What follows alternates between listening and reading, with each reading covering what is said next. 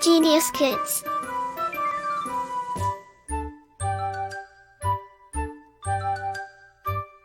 Cultivating love for learning. अध्याय 8 सर्वनाम pronoun. वाक्यों में संज्ञा एक ही नाम का बार बार प्रयोग नहीं किया जाता क्योंकि वाक्यों में संज्ञा का बार बार प्रयोग करने से भाषा की स्पष्टता, सुंदरता व स्वाभाविकता नष्ट हो जाती है।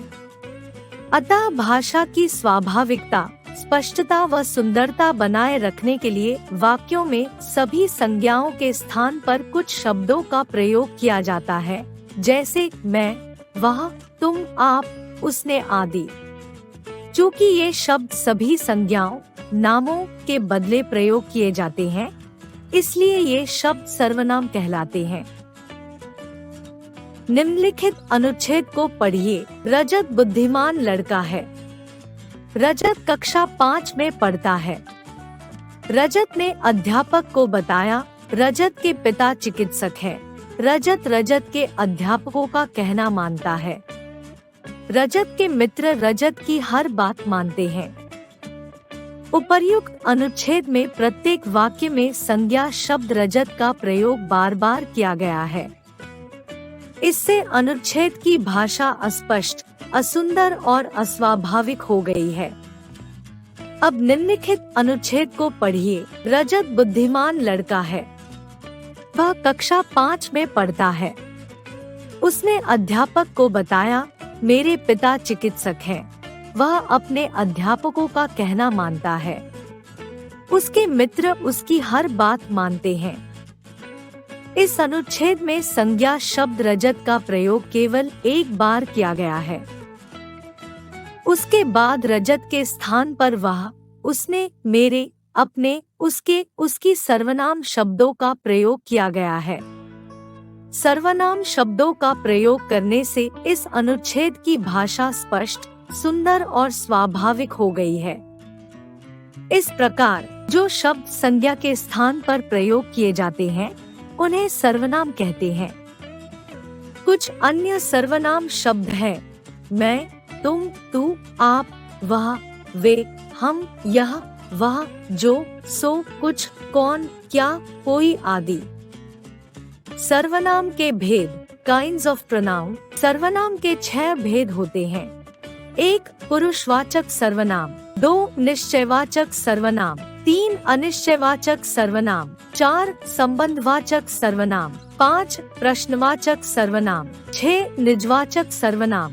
1 पुरुषवाचक सर्वनाम, पर्सनल प्रोनाउन, जो सर्वनाम शब्द कहने वाले, सुनने वाले या अन्य किसी व्यक्ति अथवा प्राणी के नाम के बदले प्रयुक्त किए जाते हैं, उन्हें पुरुषवाचक सर्वनाम कहते हैं। जैसे 1 मैं आज मुंबई जाऊंगा। मैं कहने वाला। 2 पिता ने पुत्र से कहा कि तुम बाजार चले जाओ। तुम सुनने वाला। 3 अक्षय बोला कि वह रवि का मित्र है। वह अन्य व्यक्ति। पुरुषवाचक सर्वनाम के निम्नलिखित 3 उपभेद हैं। 1 उत्तम पुरुष, फर्स्ट पर्सन, बात कहने वाला अपने नाम के बदले जिन सर्वनाम शब्दों का प्रयोग करता है, उन्हें उत्तम पुरुष सर्वनाम कहते हैं, जैसे मैं, मुझे, हम, हमें, हमको आदि। 2 मध्यम पुरुष, सेकंड पर्सन, बात कहने वाला व्यक्ति बात सुनने वाले के बदले जिन सर्वनाम शब्दों का प्रयोग करता है, उन्हें मध्यम पुरुष सर्वनाम कहते हैं, जैसे तू, तुम, तुझे, तुम्हें, तुमको, आप, आपको आदि। 3 अन्य पुरुष, थर्ड पर्सन, जिस प्राणी, व्यक्ति या वस्तु आदि के विषय में बात की जाती है, उसके नाम के बदले जिन सर्वनाम शब्दों का प्रयोग किया जाता है, उन्हें अन्य पुरुष सर्वनाम कहते हैं, जैसे वह, वे, उसे, उन्हें, उन्होंने, उसने आदि। 2 निश्चयवाचक सर्वनाम, डेफिनेट प्रोनाउन, जो सर्वनाम शब्द निकट या दूर की किसी निश्चित वस्तु, व्यक्ति या प्राणी की ओर संकेत करते हैं, उन्हें निश्चयवाचक सर्वनाम कहते हैं, जैसे 1 यह मेरी पुस्तक है। 2 वह बस है। 3 वे मेरे भाई बहन हैं। इन वाक्यों में यह, वह, वे शब्द निश्चित वस्तु व व्यक्तियों की ओर संकेत कर रहे हैं। अतः यह, वह, वे शब्द निश्चयवाचक सर्वनाम है। 3 अनिश्चयवाचक सर्वनाम, इंडेफिनिट प्रोनाउन, जिन सर्वनाम शब्दों से किसी निश्चित वस्तु या व्यक्ति का बोध नहीं होता, उन्हें अनिश्चयवाचक सर्वनाम कहते हैं।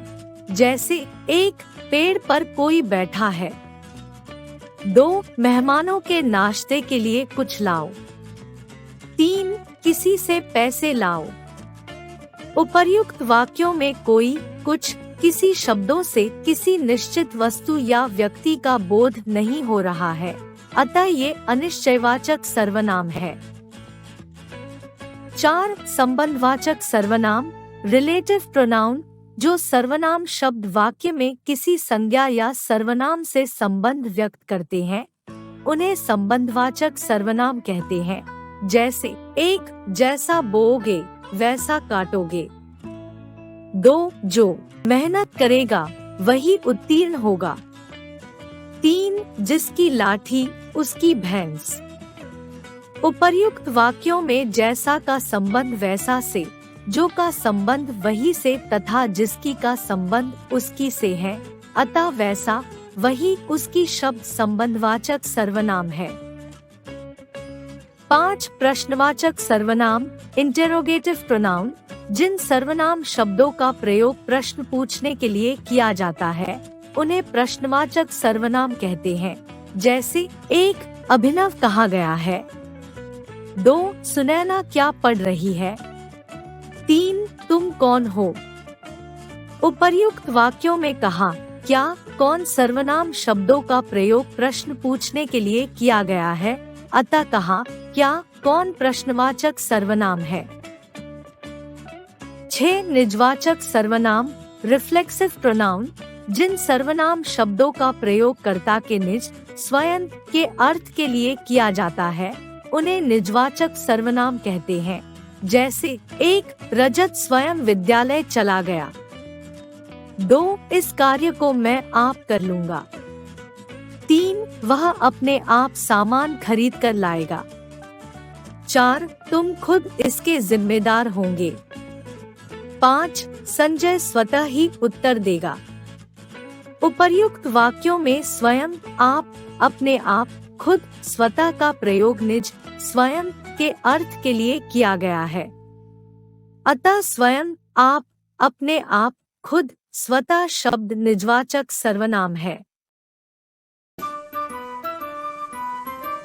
Like, share and subscribe.